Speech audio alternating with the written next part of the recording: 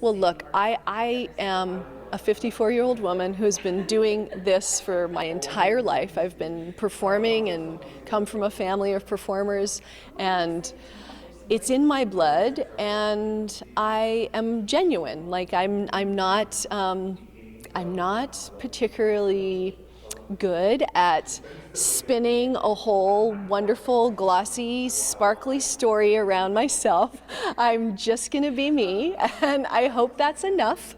And I hope that I hope people can feel my genuine, my genuine intention to just bring joy and light into the world through everything I do, through my acting, through my dancing, through my singing, through my documentary when that comes out one day. Just want to put a lot of light and love in the world, and I think that's what I have to give, you know.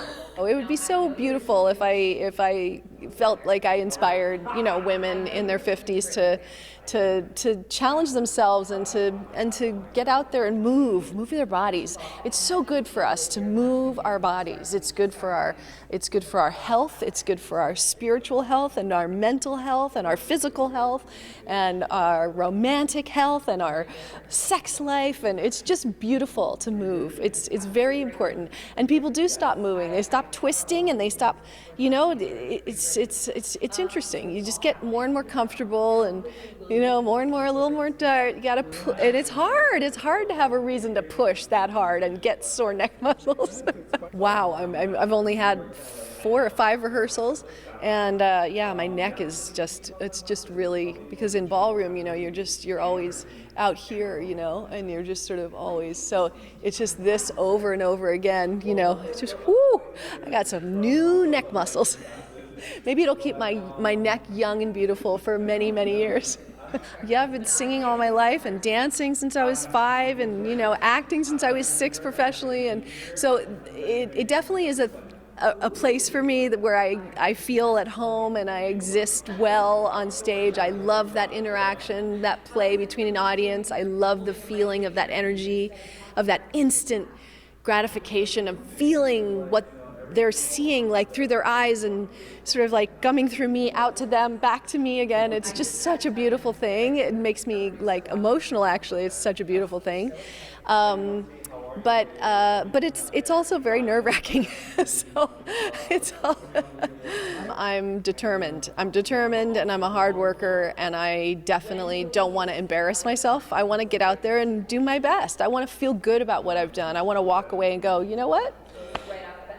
For a week's rehearsal or whatever that is, that was about as good as I could have given, I mean, my partner's amazing. Every dancer on the show is incredible. Just amazing. But I have to say, really an incredible teacher.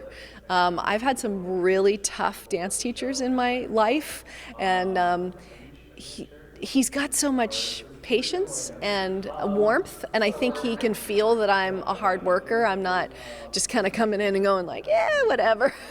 I'm really trying to take in everything he's saying and get every little thing, and I think he appreciates that about me, and I appreciate that he is so specific and so detailed, oriented in his what he's seeing. I really want him to see that, and he's a great communicator and very patient and very warm, and he'll let me do it over and over and over and over and over and over and over again without getting mad at me or frustrated.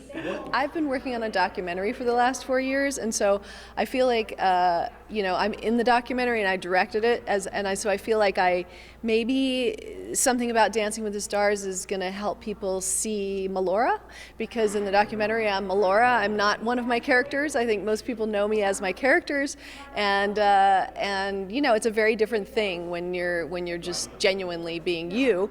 So I don't know. I guess I just hope that people can sort of get some inspiration from me challenging myself to kind of get out there and bring my little girl joy into existence through dancing.